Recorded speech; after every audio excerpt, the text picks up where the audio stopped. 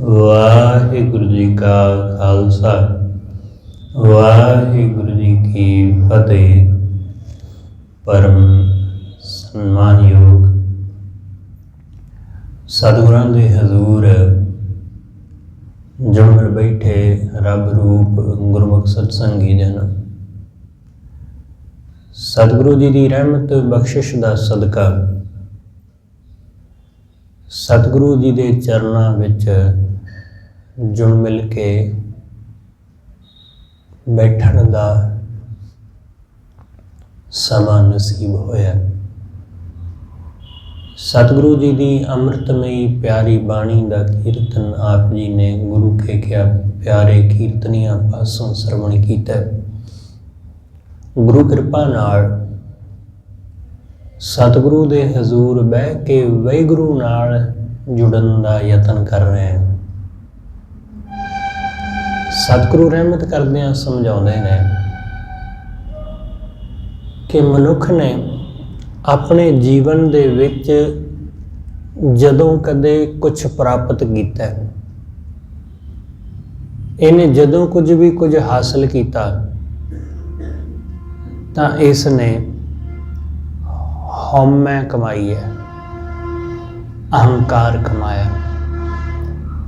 सतगुरु कहते जब कछ पावत तब गर्व करता है। जदों कदे बंदा कुछ प्राप्त करता है तां ये उस प्राप्त की हुई चीज़ का अहंकार करता है, उहदा गर्व करता है।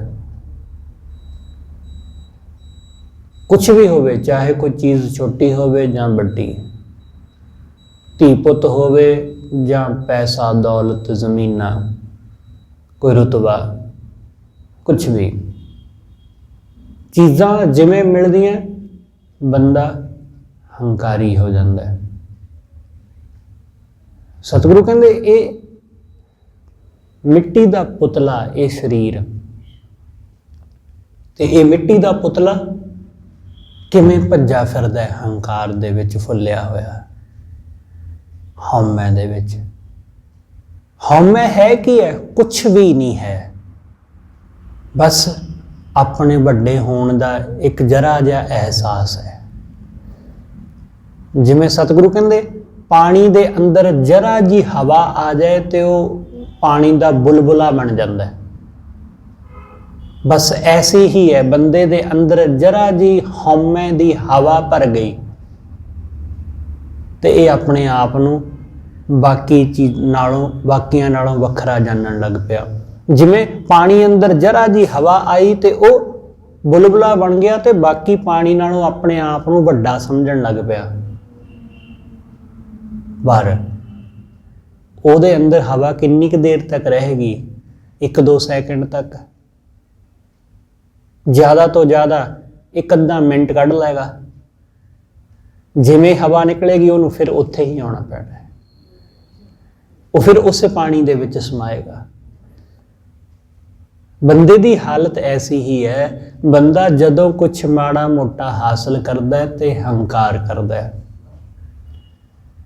ते हंकार करता है तो अपने आप नूं दूसरियां नालों वड्डा, दूसरियां नालों वखरा, दूसरियां नालों सियाणा वखरा समझदा है कि मैं हाँ। बस वो सिर्फ जिमें बुलबुले दी अंदर हौमै है, पानी हवा है, बस वैसा ही।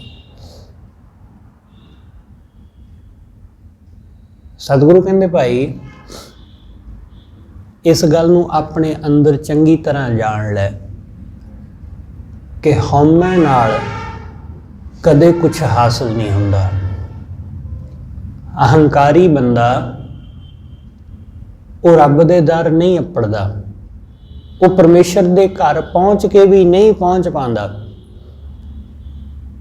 गुरु दे दर पहुँच के भी खाली रह जाता है, फिर भी उन्होंने गुरु की रहमत, गुरु की बख्शिश हासिल नहीं होती, फिर भी वो खाली रह जाता है। सतगुरु समझाते हैं कि बंदे दे कोल सिवाए हौमै तो होर कुछ नहीं है।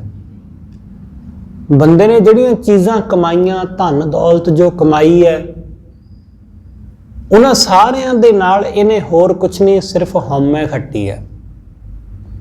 ਚੀਜ਼ਾਂ ਤੇ ਇੱਕ ਦਿਨ ਬੰਦੇ ਦੇ ਕੋਲੋਂ ਛੁੱਟ ਜਾਂਦੀਆਂ, ਚੀਜ਼ਾਂ ਸਭ ਬੰਦੇ ਦੇ ਕੋਲੋਂ ਇੱਕ ਦਿਨ ਛੁੱਟ ਜਾਂਦੀਆਂ। ਮੌਤ ਸਭ ਕੁਝ ਛਡਾ ਲੈਂਦੀ ਹੈ। ਇਹ ਜੋ ਕੁਝ ਵੀ ਆਪਣੇ ਜੀਵਨ ਦੇ ਵਿੱਚ ਬੰਦੇ ਨੇ ਕਮਾਇਆ ਹੁੰਦਾ, ਫਿਰ ਬਾਕੀ ਕੀ ਬਚਦਾ ਹੈ? ਬਾਕੀ ਬਚਦਾ ਹੈ ਹੰਕਾਰ, ਬਾਕੀ ਬਚਦੀ ਹੈ ਹਉਮੈ। ਕਿਉਂਕਿ ਇਹਨਾਂ ਚੀਜ਼ਾਂ ਦੇ ਨਾਲ ਜਿਵੇਂ ਕੁਝ ਹਾਸਲ ਹੁੰਦਾ, ਬੰਦਾ ਆਪਣੇ ਆਪ ਨੂੰ ਵੱਡਾ ਸਮਝਦਾ। ਵੱਡੀ ਕਾਰ ਮਿਲ ਗਈ, ਬੰਦਾ ਵੱਡਾ ਹੋ ਗਿਆ। ਵੱਡਾ ਘਰ ਮਿਲ ਗਿਆ, ਬੰਦਾ ਵੱਡਾ ਹੋ ਗਿਆ। ਜ਼ਮੀਨ ਜਾਇਦਾਦ ਮਿਲ ਗਈ, ਬੰਦਾ ਵੱਡਾ ਹੋ ਗਿਆ। ਇਸ ਲਈ ਚੀਜ਼ਾਂ ਦੇ ਮਿਲਣ ਨਾਲ ਹੰਕਾਰ ਆਇਆ, ਹਉਮੈ ਆਈ। ਜਿਵੇਂ ਜਿਵੇਂ ਚੀਜ਼ਾਂ ਵੱਧਦੀਆਂ ਗਈਆਂ, ਉਵੇਂ ਉਵੇਂ ਹਉਮੈ ਵੱਧਦੀ ਗਈ। ਚੀਜ਼ ਭਾਵੇਂ ਛੋਟੀ ਹੋਵੇ ਭਾਵੇਂ ਵੱਡੀ, ਜੇ ਛੋਟੀ ਚੀਜ਼ ਦਾ ਮੁੱਲ ਵੱਡਾ ਹੈ ਤਾਂ ਫਿਰ ਉਹਦਾ ਹੰਕਾਰ ਵੀ ਵੱਡਾ ਹੈ। ਇਸ ਲਈ ਬੰਦੇ ਨੇ ਹਉਮੈ ਤੋਂ ਬਿਨਾਂ ਕੁਝ ਹੋਰ ਖੱਟਿਆ ਹੀ ਨਹੀਂ ਹੈ, ਸਿਰਫ ਮੈਂ ਕਮਾਈ ਹੈ ਆਪਣੇ ਜੀਵਨ ਵਿੱਚ। ਸਤਿਗੁਰੂ ਕਹਿੰਦੇ ਬੰਦਾ ਇਹ ਭੁੱਲ ਹੀ ਜਾਂਦਾ ਹੈ ਕਿ ਇਹ ਸਭ ਚੀਜ਼ਾਂ ਹਮੇਸ਼ਾ ਨਹੀਂ ਰਹਿਣੀਆਂ। ਗੁਰੂ ਨਾਨਕ ਸਾਹਿਬ ਮਹਾਰਾਜ ਜਦੋਂ ਲੰਕਾ ਜਾਂਦੇ ਨੇ ਤਾਂ ਗੁਰੂ ਨਾਨਕ ਸਾਹਿਬ ਮਹਾਰਾਜ ਜੀ ਦੇ ਆਉਣ ਦੀ ਖਬਰ ਸੁਣ ਕੇ ਰਾਜਾ ਸ਼ਿਵਨਾਗ ਉਹਨਾਂ ਨੂੰ ਮਿਲਣ ਵਾਸਤੇ ਗਿਆ ਕਿ ਉਹਨਾਂ ਨੂੰ ਮੈਂ ਆਪ ਅੱਗੋਂ ਜਾ ਕੇ ਆਪਣੇ ਘਰ ਆਪਣੇ ਮਹਿਲ ਵਿੱਚ ਲੈ ਕੇ ਆਵਾਂ। ਗੁਰੂ ਨਾਨਕ ਸਾਹਿਬ ਮਹਾਰਾਜ ਨੂੰ ਲੈਣ ਵਾਸਤੇ ਪਹੁੰਚਿਆ। ਬੇਅੰਤ ਤਰ੍ਹਾਂ ਦੀਆਂ ਚੀਜ਼ਾਂ ਉਹਨਾਂ ਦੇ ਚਰਨਾਂ ਵਿੱਚ ਭੇਂਟ ਕੀਤੀਆਂ। ਗੁਰੂ ਨਾਨਕ ਸਾਹਿਬ ਨੂੰ ਮੱਥਾ ਟੇਕਿਆ। ਗੁਰੂ ਨਾਨਕ ਸਾਹਿਬ ਨੂੰ ਬੇਨਤੀ ਕੀਤੀ ਕਿ ਤੁਸੀਂ ਮੇਰੇ ਘਰ ਚਰਨ ਪਾਓ। ਗੁਰੂ ਨਾਨਕ ਸਾਹਿਬ ਨੇ ਕਿਹਾ ਕਿ ਚੱਲਾਂਗੇ ਤੁਹਾਡੇ ਘਰ, ਤੁਹਾਡੇ ਘਰ ਜ਼ਰੂਰ ਜਾਵਾਂਗੇ, ਤੁਹਾਡੇ ਮਹਿਲਾਂ ਵਿੱਚ ਜਾਵਾਂਗੇ, ਪਰ ਇਹ ਦੱਸੋ ਕਿ ਦੱਖਣਾ ਕੀ ਦੇਵੋਗੇ, ਕੀ ਭੇਂਟ ਕਰੋਗੇ। ਹੁਣ ਉਹ ਸੋਨੇ ਚਾਂਦੀ ਦੇ ਥਾਲ ਭਰ ਕੇ ਤਾਂ ਪਹਿਲਾਂ ਲੈ ਕੇ ਆਇਆ ਸੀ। ਉਸਨੇ ਆਖਿਆ ਜੀ ਤੁਸੀਂ ਹੁਕਮ ਕਰੋ, ਜੋ ਤੁਸੀਂ ਮੰਗੋਗੇ ਮੈਂ ਤੁਹਾਡੇ ਚਰਨਾਂ ਵਿੱਚ ਭੇਂਟ ਕਰ ਦਿਆਂਗਾ। ਹੁਣ ਉਹ ਕੋਈ ਆਮ ਆਦਮੀ ਤੇ ਹੈ ਨਹੀਂ ਸੀ, ਰਾਜਾ ਸੀ। ਗੁਰੂ ਸਾਹਿਬ ਨੇ ਕਿਹਾ ਕਿ ਭਾਈ ਜੋ ਚੀਜ਼ ਤੇਰੀ ਆਪਣੀ ਹੋਵੇ ਉਹ ਭੇਂਟ ਕਰੀ। ਹੁਣ ਉਸ ਨੂੰ ਲੱਗਦਾ ਸੀ ਕਿ ਇਹ ਸਾਰਾ ਕੁਝ ਮੇਰਾ ਹੀ ਤਾਂ ਹੈ। ਉਸਨੇ ਕਿਹਾ ਜੀ ਇਹ ਸਾਰਾ ਰਾਜ ਭਾਗ ਮੇਰਾ ਹੈ, ਤੁਸੀਂ ਦੱਸੋ, ਤੁਸੀਂ ਜਰਾ ਜਿਹਾ ਇਸ਼ਾਰਾ ਕਰੋ, ਤੁਹਾਡੇ ਚਰਨਾਂ ਵਿੱਚ ਢੇਰ ਲਾ ਦਿਆਂਗਾ ਧਨ ਦੌਲਤ ਦਾ, ਜੋ ਤੁਸੀਂ ਕਹੋਗੇ। ਤੁਸੀਂ ਜਰਾ ਜਿਹਾ ਇਸ਼ਾਰਾ ਤੇ ਕਹੋ, ਆਪਣੇ ਮੁਖ ਦੇ ਵਿੱਚੋਂ ਜਰਾ ਇੱਕ ਸ਼ਬਦ ਕਹੋ, ਮੈਂ ਕੋਈ ਕਮੀ ਨਹੀਂ ਆਉਣ ਦਿੰਦਾ ਤੁਹਾਡੇ ਚਰਨਾਂ ਵਿੱਚ।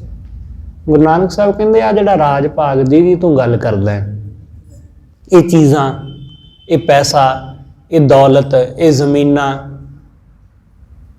ਇਹ ਕਿਹਦੀਆਂ ਨੇ? ਤੂੰ ਕਿਵੇਂ ਹਾਸਲ ਕੀਤੀਆਂ?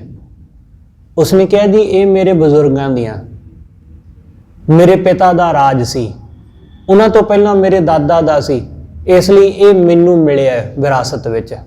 ਗੁਰੂ ਨਾਨਕ ਸਾਹਿਬ ਕਹਿੰਦੇ ਫਿਰ ਤੇਰਾ ਤਾਂ ਹੋਇਆ ਨਹੀਂ, ਫਿਰ ਤੇਰਾ ਤੇ ਹੈ ਹੀ ਨਹੀਂ। ਜੇ ਤੇਰਾ ਹੈ ਤਾਂ ਤੂੰ ਸਾਨੂੰ ਕੁਝ ਭੇਂਟ ਕਰ, ਤੇਰਾ ਤਾਂ ਕੁਝ ਹੈ ਹੀ ਨਹੀਂ, ਕਿਉਂਕਿ ਤੇਰੇ ਤੋਂ ਪਹਿਲਾਂ ਤੇਰੇ ਪਿਤਾ ਦਾ, ਫਿਰ ਤੇਰੇ ਦਾਦਾ ਦਾ, ਇਹ ਤਾਂ ਤੁਹਾਡਾ ਵਿਰਾਸਤੀ ਹੈ, ਤੁਹਾਡਾ ਪੀੜ੍ਹੀ ਦਰ ਪੀੜ੍ਹੀ ਚੱਲਦਾ ਆ ਰਿਹਾ ਹੈ। ਉਸਨੇ ਕਿਹਾ ਕਿ ਜੇ ਇਹ ਚੀਜ਼ਾਂ ਮੇਰੀਆਂ ਨਹੀਂ, ਇਹ ਰਾਜ ਭਾਗ ਮੇਰਾ ਨਹੀਂ, ਤਾਂ ਆ ਜਿਹੜਾ ਮੇਰਾ ਸਰੀਰ ਹੈ, ਮੈਂ ਤੁਹਾਡੇ ਸਾਹਮਣੇ ਖੜਾ, ਇਹ ਤੇ ਮੇਰਾ ਹੈ ਨਾ, ਮੈਂ ਇਹ ਤੁਹਾਡੇ ਚਰਨਾਂ ਵਿੱਚ ਭੇਂਟ ਕਰਦਾ। ਗੁਰੂ ਨਾਨਕ ਸਾਹਿਬ ਕਹਿੰਦੇ ਭਾਈ ਤੇਰੇ ਸਰੀਰ ਦਾ ਅਸੀਂ ਕੀ ਕਰਾਂਗੇ? ਸਤਿਗੁਰੂ ਕਹਿੰਦੇ ਇਹ ਸਰੀਰ ਵੀ ਤੇਰਾ ਨਹੀਂ ਹੈ। ਜੇ ਸਰੀਰ ਤੇਰਾ ਹੋਵੇ ਤਾਂ ਫਿਰ ਤੇਰੀ ਮਰਜ਼ੀ ਤੋਂ ਬਿਨਾਂ ਬੁੱਢਾ ਕਿਵੇਂ ਹੋਣ ਲੱਗ ਪਿਆ ਹੈ, ਜੇ ਸੱਚਮੁੱਚ ਤੇਰਾ ਹੈ? क्योंकि साडी मर्जी तो बिना ही शरीर बुढ़ा हुंदा है, साडी मर्जी तो बिना ही वड्डा हुंदा जांदा है, साडी मर्जी तो बिना ही साडे सिर दे दाढ़ी दे वाल कदों चिट्टे हो जांदे सानूं पता नहीं चलदा। सतगुरु कहंदे जे तेरा है तां तेरी मर्जी विच क्यों नहीं चलदा। सतगुरु कहंदे जिस दिन ये शरीर मरेगा उस दिन भी तू इनू रोक नहीं सकेगा। फिर अखीर सतगुरु कहंदे फिर जो तेरा अपना है वह भेंट कर। उन्हें कहा कि जी मैं अपना मन तुहानू अर्पण करदा। गुरु नानक साहब कहंदे भाई तेरा मन भी नहीं सानू चाहिदा, तेरे मन तो असीं की लेना है, क्योंकि तेरा मन भी तेरे वस विच नहीं है, वह भी तेरा नहीं है। तू इत्थे बैठा तो मन तेरा पता नहीं किधर तुरया फिरदा है, तू साडे कोल बैठा है मन तेरा किते होर जाके बैठा है। तू कुछ अपनी चीज दे। उन्हें सोचिया विचारिया कि ये राज भाग ये धन दौलत ये भी मेरी नहीं, ये शरीर गुरु नानक साहब कहंदे वो भी मेरा नहीं, ये मन वो भी मेरा नहीं, तो फिर मेरा है की। उसने कहा जी मेरा तो मेरे को कुछ भी नहीं। गुरु नानक साहब कहंदे तेरे कोल है, तेनों दिखाई नहीं दिंदा। वो कहंदे जी मेरे को कुछ भी नहीं। गुरु नानक साहब कहंदे है तेरी मैं, तेरा हंकार, आ अपनी मैं सानू सौंप दे बस। जदों तू मैं सौंप लेंगा असीं तेरे घर आ जावांगे। सतगुरु कहंदे इन्नी दूरों पंजाब तो चल के श्रीलंका इत्थे आ गए हैं तो तेरे घर क्यों नहीं आवांगे। बस एक कंडीशन है, अपनी मैं छड्ड दे, वो भेंट कर दे, असीं हुणे तेरे नाल चलदे हां। हुण मैं भेंट करनी इन्नी सौखी थोड़ी ना है। चीज़ां गुरु दे चरनां विच रखणियां सौखियां ने। पैसा धेला कोई मत्था टेकना गुरु दे चरनां विच बड़ा सौखा है। खाण पीण दियां लंगर दियां रसदां वसदां लिया के देणियां बड़ियां सौखियां ने।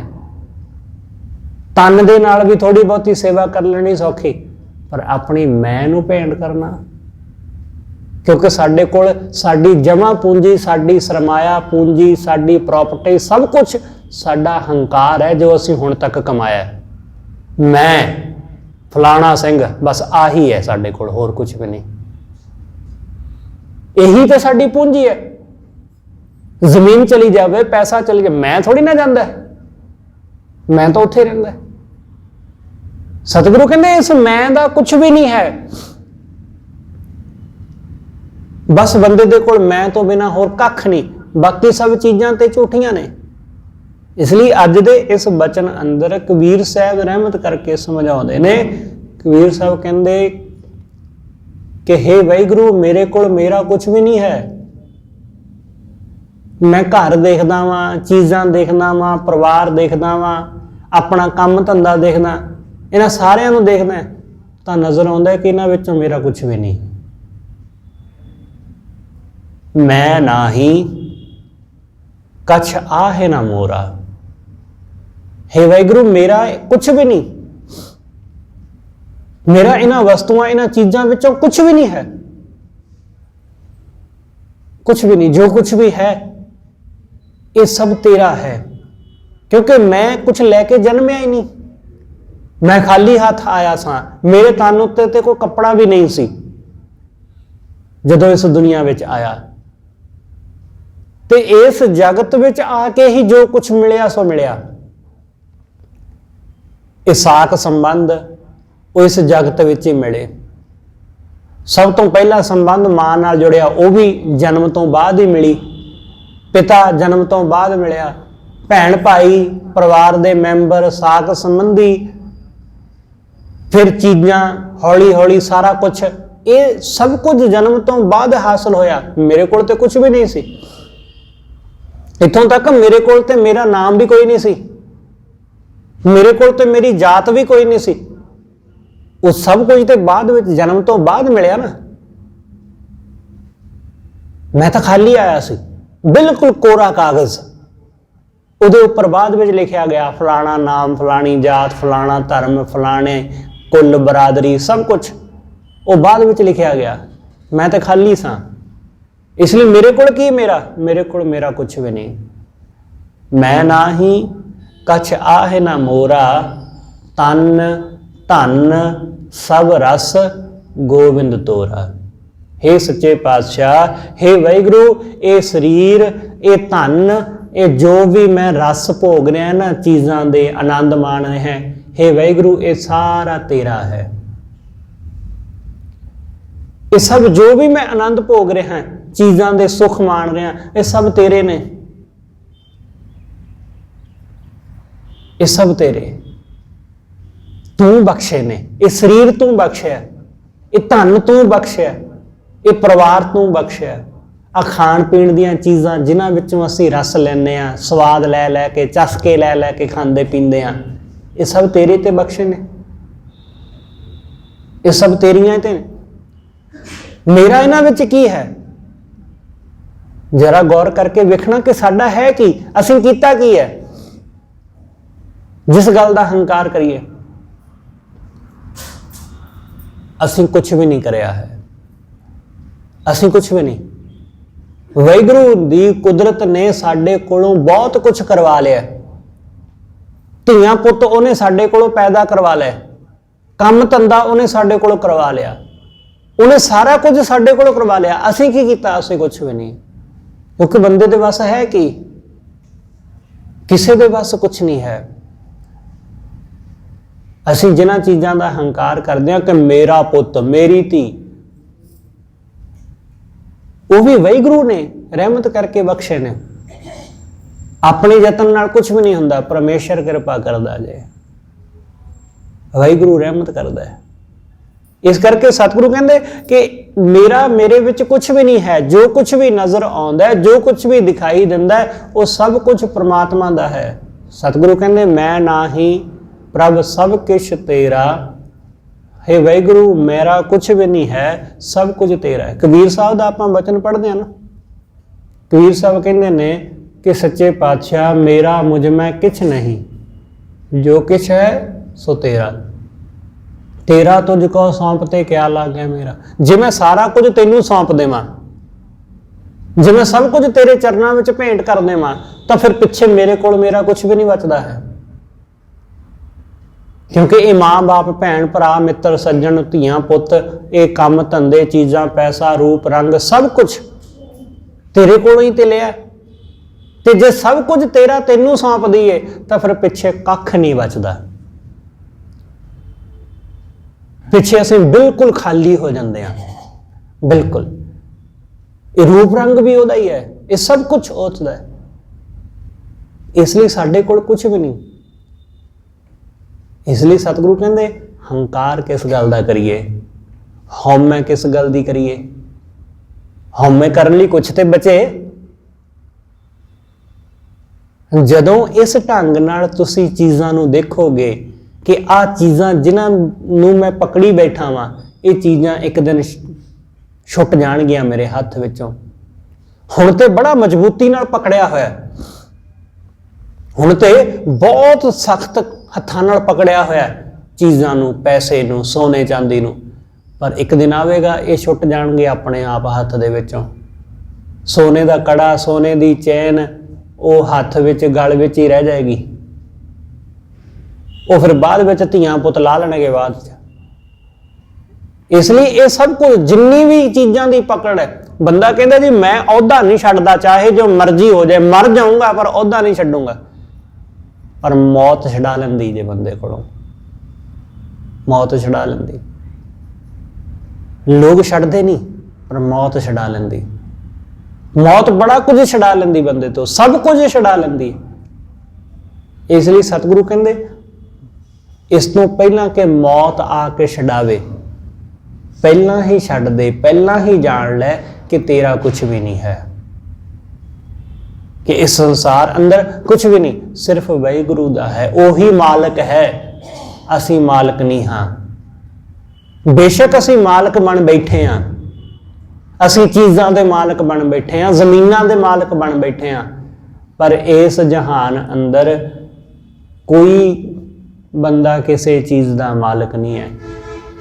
होर ते होर अजकल तां चंद दे उत्ते भी जमीन विकण लग पई है। तुसीं कहोगे कि ये तो हो नहीं सकता, है ऐसा है। ਚੰਦ ਦੇ ਉੱਪਰ ਤੁਸੀਂ ਜ਼ਮੀਨ ਖਰੀਦਣੀ ਚਾਹੋ ਤਾਂ ਖਰੀਦ ਸਕਦੇ ਹੋ, ਲੋਕ ਖਰੀਦ ਰਹੇ ਨੇ। ਤੇ ਵੇਚਣ ਵਾਲੇ ਕੌਣ ਨੇ? ਵੇਚਣ ਵਾਲੇ ਜਿਹੜੇ ਕਦੇ ਉੱਥੇ ਗਏ ਨਹੀਂ, ਉਹਨਾਂ ਨੇ ਆਪਣੇ ਆਪ ਨੂੰ ਉੱਥੋਂ ਦਾ ਮਾਲਕ ਡਿਕਲੇਅਰ ਕਰ ਦਿੱਤਾ ਕਿ ਅਸੀਂ ਜੀ ਚੰਦ ਦੇ ਮਾਲਕ ਹਾਂ, ਅਸੀਂ ਆ ਜ਼ਮੀਨਾਂ ਵੇਚਾਂਗੇ। ਉਹਨਾਂ ਨੇ ਕਰੋੜਾਂ ਲੋਕਾਂ ਦੇ ਕੋਲ ਕਰੋੜਾਂ ਰੁਪਇਆ ਕਮਾ ਲਿਆ ਚੰਦ ਦੇ ਉੱਤੇ ਜ਼ਮੀਨ ਵੇਚ ਕੇ। ਨਾ ਆਪ ਕਦੇ ਗਏ ਨੇ, ਨਾ ਅਗਾਂਹ ਕਿਸੇ ਨੂੰ ਪਤਾ ਕਿ ਉੱਥੇ ਜਾਣਾ ਕਿ ਨਹੀਂ ਜਾਣਾ, ਪਰ ਵੇਚ ਰਹੇ ਨੇ ਲੋਕ। ਅਮਰੀਕਾ ਦੇ ਕੁਝ ਬੰਦੇ ਨੇ ਉਹ ਜ਼ਮੀਨ ਵੇਚ ਰਹੇ ਨੇ ਚੰਦ ਦੇ ਉੱਤੇ। ਪੰਜਾਬ ਦੇ ਵਿੱਚੋਂ ਵੀ ਕਈ ਬੰਦਿਆਂ ਨੇ ਲਈ ਹੈ। ਇੱਕ ਬੰਦੇ ਨੇ ਆਪਣੀ ਵਾਈਫ ਦਾ ਜਨਮ ਦਿਨ ਸੀ ਤੇ ਉਸ ਨੂੰ ਆਪਣੀ ਜਨਮ ਦਿਨ ਤੇ ਚੰਦ ਤੇ ਜ਼ਮੀਨ ਲੈ ਕੇ ਦਿੱਤੀ। ਇਹ ਇੰਡੀਆ ਦੀ ਗੱਲ ਹੈ।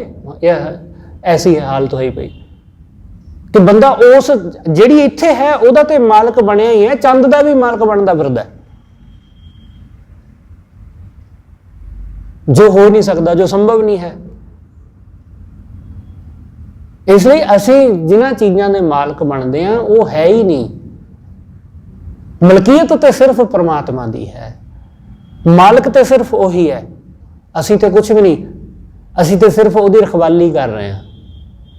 ਸਤਿਗੁਰੂ ਦੀ ਬਾਣੀ ਦਾ ਬਚਨ ਹੈ। ਸਤਿਗੁਰੂ ਕਹਿੰਦੇ ਜਿਵੇਂ ਕੋਈ ਰਖਵਾਲਾ ਰੱਖਿਆ ਹੁੰਦਾ ਨਾ ਖੇਤ ਦੀ ਰਾਖੀ ਲਈ, ਜਾਂ ਕੋਈ ਸਿਕਿਉਰਿਟੀ ਵਾਲਾ ਰੱਖਿਆ ਹੁੰਦਾ, ਉਹ ਤੁਸੀਂ ਦੇਖੋ ਉਸ ਨੂੰ ਉਹਨਾਂ ਮਾਲਕ ਨਹੀਂ ਖਪਦਾ ਜਿੰਨਾ ਉਹ ਰਾਖਾ ਜਿਹੜਾ ਹੈ ਉਹ ਖਪਦਾ ਹੈ। ਮਾਲਕ ਉਹਨਾਂ ਝਗੜਾ ਨਹੀਂ ਕਰਦਾ ਜਿੰਨਾ ਉਹ ਸਿਕਿਉਰਿਟੀ ਵਾਲਾ ਝਗੜਾ ਕਰਦਾ ਹੈ। ਉਹ ਲੜ ਪੈਂਦਾ, ਉਹ ਮਰਨ ਮਾਰਨ ਤੱਕ ਪਹੁੰਚ ਜਾਂਦਾ ਹੈ। ਸਤਿਗੁਰੂ ਕਹਿੰਦੇ ਜਿਉਂ ਰਾਖਾ ਖੇਤ ਉੱਪਰ ਪਰਾਏ, ਜਿਵੇਂ ਪਰਾਏ ਖੇਤ ਦੇ ਉੱਪਰ ਰਾਖਾ ਕੱਢਦਾ ਹੈ ਨਾ, ਬਹੁਤ ਜ਼ਿਆਦਾ ਗੁੱਸੇ ਹੁੰਦਾ ਹੈ, ਦੂਸਰਿਆਂ ਨੂੰ ਨੇੜੇ ਵੀ ਨਹੀਂ ਆਉਣ ਦਿੰਦਾ, ਜਦ ਕਿ ਉਸ ਨੂੰ ਇਸ ਗੱਲ ਦਾ ਪਤਾ ਵੀ ਇਹ ਮੇਰਾ ਇਹਦੇ ਨਾਲ ਕੋਈ ਲੈਣਾ ਦੇਣਾ ਨਹੀਂ। ਉਹ ਮਰਦਾ ਹੈ, ਮਾਰਦਾ ਹੈ ਉਹਦੀ ਖਾਤਰ। ਆਹੀ ਹਾਲਤ ਬੰਦੇ ਦੀ ਹੈ ਕਿ ਬੰਦਾ ਆ ਜ਼ਮੀਨ ਦੇ ਟੁਕੜੇ ਦਾ ਮਾਲਕ ਬਣ ਬੈਠਾ, ਜਦ ਕਿ ਇਹਦਾ ਸਿਰਫ ਰਾਖਾ ਹੈ, ਹੋਰ ਕੁਝ ਵੀ ਨਹੀਂ। ਚੀਜ਼ਾਂ ਦੇ ਅਸੀਂ ਸਿਰਫ ਰਾਖੇ ਹਾਂ, ਹੋਰ ਕੁਝ ਨਹੀਂ। ਇਹਨਾਂ ਦੀ ਦੇਖ ਰੇਖ ਕਰ ਰਹੇ ਹਾਂ ਬਸ, ਪਰ ਇਹਦੇ ਮਾਲਕ ਬਣ ਬੈਠੇ ਹਾਂ। ਸਤਿਗੁਰੂ ਕਹਿੰਦੇ ਇਹ ਤੇ ਸਭ ਕੁਝ ਵਾਹਿਗੁਰੂ ਦਾ ਹੈ, ਤਨ ਧਨ ਸਭ ਰਸ ਗੋਬਿੰਦ ਤੋਰਾ। ਹੇ ਵਾਹਿਗੁਰੂ, ਇਹ ਤਨ, ਇਹ ਧਨ, ਇਹ ਸਭ ਚੀਜ਼ਾਂ ਦੇ ਰਸ ਜੋ ਅਸੀਂ ਭੋਗ ਰਹੇ ਹਾਂ ਇਹ ਤੇਰੇ ਨੇ। ਸਤਿਗੁਰੂ ਕਹਿੰਦੇ ਬੰਦਾ ਵੇਖੋ ਜਨਮਿਆ ਕਿਵੇਂ ਹੈ, ਪਾਣੀ ਮੈਲਾ ਮਾਟੀ ਗੋਰੀ। ਪਾਣੀ ਮੈਲਾ ਮਤਲਬ ਪਿਤਾ ਦੀ ਬਿੰਦ, ਪਿਤਾ ਦਾ ਵੀਰ ਅਤੇ ਮਾਂ ਦਾ ਰਕਤ। ਪਾਣੀ ਮੈਲਾ, ਮੈਲਾ ਪਾਣੀ, ਪਾਣੀ ਦੀ ਇੱਕ ਪਿਤਾ ਦੇ ਪਾਣੀ ਦੀ ਇੱਕ ਬੂੰਦ, ਮਾਟੀ ਗੋਰੀ ਮਾਂ ਦਾ ਰਕਤ। ਮਾਟੀ ਗੋਰੀ ਮਤਲਬ ਮਾਂ ਦਾ ਰਕਤ। ਦੋਨਾਂ ਦੇ ਸੁਮੇਲ ਦੇ ਨਾਲ ਆ ਸਾਡਾ ਸਰੀਰ ਬਣਿਆ। ਪਾਣੀ ਮੈਲਾ ਮਾਟੀ ਗੋਰੀ, ਇਸ ਮਾਟੀ ਕੀ ਪੁੱਤਰੀ ਜੋਰੀ। ਤੇ ਇਸ ਮਾਟੀ ਦੀ ਆ ਸਰੀਰ ਰੂਪੀ ਪੁਤਲੀ ਬਣ ਗਈ। ਆ ਜਿਹੜਾ ਸਾਡਾ ਪੁਤਲਾ ਹੈ ਸਰੀਰ ਦਾ, ਇਹ ਸਤਿਗੁਰੂ ਕਹਿੰਦੇ ਇਸ ਤਰ੍ਹਾਂ ਮਾਂ ਤੇ ਪਿਤਾ ਦੇ ਦੋਨਾਂ ਦੇ ਰਕਤ ਤੇ ਬਿੰਦ ਤੋਂ ਇਹ ਹੋਂਦ ਵਿੱਚ ਆਇਆ ਕਿ ਇਹ ਸਾਡੇ ਸਾਹਮਣੇ ਜੋ ਸਰੀਰ ਨਜ਼ਰ ਆ ਰਿਹਾ ਹੈ ਇਹਦੀ ਹੋਂਦ ਇੱਥੋਂ ਹੈ। ਗੁਰੂ ਸਾਹਿਬ ਦਾ ਬਚਨ ਆਪਾਂ ਪੜ੍ਹਦੇ ਨੇ ਕਿ ਕਵਨ ਮੂਲ ਤੇ ਕਵਨ ਦ੍ਰਿਸ਼ਟ ਆਇਆ, ਕਿ ਕੀ ਮੂਲ ਸੀ? ਕੁਛ ਵੀ ਨਹੀਂ। ਉਸ ਬਿਲਕੁਲ ਨਾ ਹੋਣ ਵਾਲੇ ਮੂਲ ਤੋਂ ਇਹ ਹੋਣ ਵਾਲਾ ਦਿਸਦਾ ਇਹ ਦ੍ਰਿਸ਼ਟ ਆ ਗਿਆ। ਕਵਨ ਮੂਲ ਤੇ ਕਵਨ ਦ੍ਰਿਸ਼ਟ ਆਇਆ। ਸਤਿਗੁਰੂ ਕਹਿੰਦੇ ਉਸ ਕਿਸ ਮੂਲ ਤੋਂ ਆ ਸਰੀਰ ਹੋਂਦ ਦੇ ਵਿੱਚ ਆ ਗਿਆ, ਇਹ ਸੰਸਾਰ ਹੋਂਦ ਵਿੱਚ ਆ ਗਿਆ।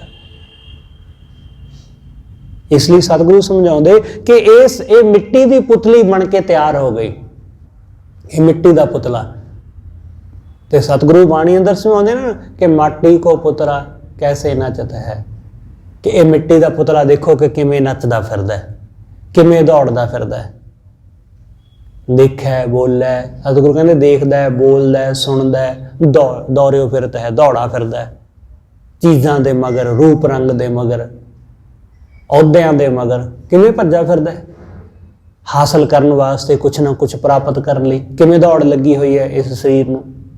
ਵੱਡਾ ਹੋਣਾ ਚਾਹੁੰਦਾ, ਕਿਉਂਕਿ ਵੱਡੇ ਹੋਣ ਦੇ ਲਈ ਗੁਣ ਹਾਸਲ ਨਹੀਂ ਕਰਦਾ। ਵੱਡੇ ਹੋਣ ਦੇ ਲਈ ਉਹ ਵੱਡੀ ਚੀਜ਼ ਚਾਹੁੰਦਾ ਹੈ, ਵੱਡਾ ਘਰ, ਵੱਡਾ ਅਹੁਦਾ, ਵੱਡਾ ਰੁਤਬਾ, ਉਹ ਇਹਨਾਂ ਨਾਲ ਵੱਡਾ ਹੋਣਾ ਚਾਹੁੰਦਾ ਤੇ ਇਹਨਾਂ ਨਾਲ ਵੱਡਾ ਹੋਇਆ ਨਹੀਂ ਜਾਂਦਾ।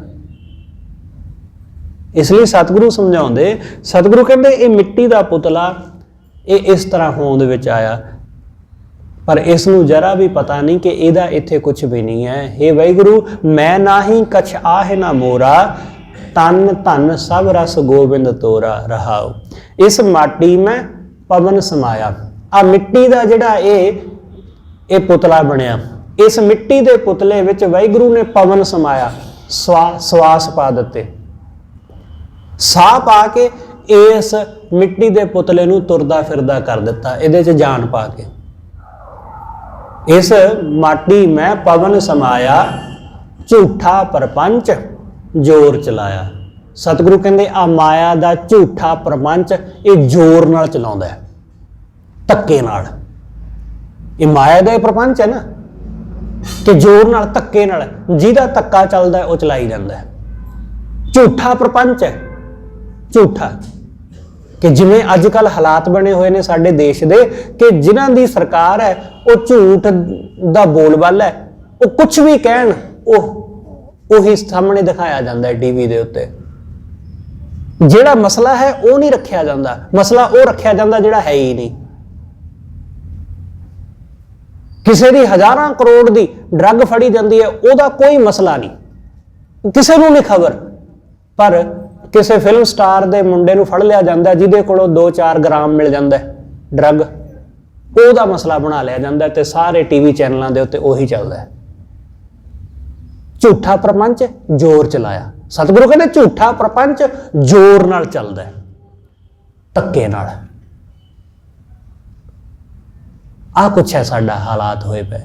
ਇਹ ਸਰੀਰ ਜਿਹੜਾ ਪਵਨ ਦੇ ਆਸਰੇ, ਸਵਾਸਾਂ ਦੇ ਆਸਰੇ ਚੱਲਦਾ ਹੈ, ਸਤਿਗੁਰੂ ਕਹਿੰਦੇ ਕਿਵੇਂ ਝੂਠ ਦਾ ਪ੍ਰਪੰਚ, ਝੂਠ ਦੇ ਪ੍ਰਪੰਚ ਵਿੱਚ ਇਹ ਉਲਝ ਜਾਂਦਾ ਹੈ, ਝੂਠੇ ਅਡੰਬਰ ਦੇ ਵਿੱਚ ਕਿਵੇਂ ਫਸ ਜਾਂਦਾ ਹੈ। ਉਹਨੂੰ ਸੱਚ ਸਮਝ ਹੀ ਬਹਿੰਦਾ ਜਿਹੜਾ ਸੱਚ ਹੁੰਦਾ ਹੀ ਨਹੀਂ।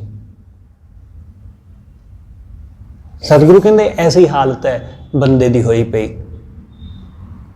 ਝੂਠਾ ਪ੍ਰਪੰਚ ਜ਼ੋਰ ਚਲਾਇਆ, ਕਿਨਹੂ ਲੱਖ ਪਾਂਚ ਕੀ ਜੋਰੀ। ਸਤਿਗੁਰੂ ਕਹਿੰਦੇ ਕਿਸੇ ਨੇ ਲੱਖਾਂ ਰੁਪਇਆਂ ਦੀ ਪ੍ਰੋਪਰਟੀ ਜੋੜੀ, ਕਿਸੇ ਨੇ 4-5 ਲੱਖ ਜੋੜਿਆ, ਕਿਸੇ ਨੇ 5 ਕਰੋੜ ਜੋੜਿਆ, ਕਿਸੇ ਨੇ ਵੱਧ ਜੋੜਿਆ। ਕਿਨਹੂ ਲੱਖ ਪਾਂਚ ਕੀ ਜੋਰੀ। ਹਰ ਬੰਦੇ ਨੇ ਕੁਛ ਨਾ ਕੁਛ ਇਕੱਠਾ ਕੀਤਾ ਹੀ ਹੈ, ਹਰ ਬੰਦੇ ਨੇ। ਕਿਸੇ ਨੇ ਥੋੜਾ, ਕਿਸੇ ਨੇ ਬਹੁਤਾ, ਹਰ ਕੋਈ, ਕਿਉਂਕਿ ਹਰ ਬੰਦੇ ਦੀ ਆਪਣੀ ਹੈ। ਕਿਸੇ ਨੂੰ 5 ਚਾਹੀਦਾ ਹੈ, ਕਿਸੇ ਨੂੰ 5000, ਕਿਸੇ ਨੂੰ 50 ਲੱਖ, ਕਿਸੇ ਨੂੰ 5 ਲੱਖ। ਹਰ ਬੰਦੇ ਦੀ ਆਪਣੀ ਜ਼ਰੂਰਤ ਹੈ। ਮੈਂ ਇੱਕ ਸੁਣੀ ਹੈ ਗਾਥਾ ਕਿ ਇੱਕ ਆਦਮੀ ਉਹ ਮੰਦਿਰ ਦੇ ਵਿੱਚ ਗਿਆ, ਮੰਦਿਰ ਵਿੱਚ ਕੋਈ ਨਹੀਂ ਸੀ, ਤੇ ਉਹ ਜਦੋਂ ਮੰਦਿਰ ਪਹੁੰਚਿਆ ਤਾਂ ਇੱਕ ਆਦਮੀ ਪ੍ਰਮਾਤਮਾ ਦੇ ਅੱਗੇ, ਭਗਵਾਨ ਦੇ ਅੱਗੇ ਬੇਨਤੀ ਕਰਦਾ ਹੈ ਕਿ हे ਭਗਵਾਨ, ਕਿਰਪਾ ਕਰ ਕਿ ਮੈਨੂੰ 5 ਰੁਪਈਆਂ ਦੀ ਜ਼ਰੂਰਤ ਹੈ।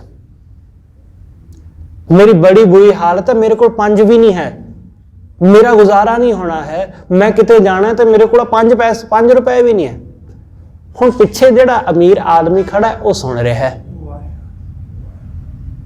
ਉਹ ਸੁਣ ਰਿਹਾ ਹੈ, ਉਹ ਸੁਣਦਾ ਤੇ ਹੈਰਾਨ ਹੁੰਦਾ ਕਿ ਇਹ ਬੰਦਾ, ਉਹਨੂੰ ਜਲਦੀ ਹੈ ਕਿਉਂਕਿ ਅਮੀਰ ਆਦਮੀ ਹੈ, ਉਹਨੂੰ ਅਕਸਰ ਅਮੀਰਾਂ ਨੂੰ ਜਲਦੀ ਹੁੰਦੀ ਹੈ ਕਿ ਛੇਤੀ ਛੇਤੀ ਸਾਡਾ ਕੰਮ ਪਹਿਲਾਂ ਹੋਵੇ। ਉਹ ਵੀ ਕੋਈ ਅਰਦਾਸ ਕਰਨ ਲਈ, ਆਪਣੀ ਪ੍ਰਾਰਥਨਾ ਕਰਨ ਲਈ ਪਹੁੰਚਿਆ। ਉਹਨੇ ਦੇਖਿਆ ਕਿ ਇਹ ਬੰਦਾ ਜਿਹੜਾ ਹੈ ਮੰਗ 5 ਰੁਪਏ ਰਿਹਾ ਤੇ ਬੜਾ ਲੰਬਾ ਚੌੜਾ ਵਧਾ ਚੜਾ ਕੇ ਕਿੱਧਰੋਂ ਕਿਸ ਤਰ੍ਹਾਂ ਦੀਆਂ ਬੇਨਤੀਆਂ ਕਰਦਾ।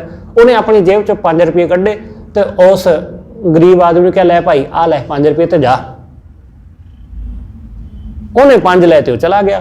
ਹੁਣ ਉਹਦੀ ਥਾਂ ਉਹ ਖੜ ਗਿਆ ਤੇ ਉਹ ਬੇਨਤੀ ਕਰ ਰਿਹਾ ਕਿ ਮੇਰਾ ਕੰਮ ਅੜਿਆ ਹੋਇਆ, 5 ਕਰੋੜ ਚਾਹੀਦਾ। ਬਸ ਥੋੜਾ ਜਿਹਾ ਗਿਣਤੀ ਦਾ ਹੀ ਫਰਕ ਹੈ। ਉਹ 5 ਰੁਪਏ ਮੰਗ ਰਿਹਾ ਸੀ, ਇਹ 5 ਲੱਖ ਜਾਂ 5 ਕਰੋੜ ਮੰਗ ਰਿਹਾ। ਅੰਤਰ ਤੇ ਕੁਝ ਬਹੁਤਾ ਹੈ ਨਹੀਂ। ਮੰਗਤੇ ਸਭ ਨੇ, ਕੋਈ ਘੱਟ ਮੰਗ ਰਿਹਾ ਤੇ ਕੋਈ ਵੱਧ ਮੰਗ ਰਿਹਾ ਹੈ। सब खड़ोते ने उसे थां वारी वारी आपो अपनी लाइन विच क्यू विच खड़ोते ने मंगण वास्ते। उन्होंने जल्दी सी इसलिए 5 रुपए दिते कि भाई तू जा, हुण आप ओदी थां खड़ो के मंग रहा।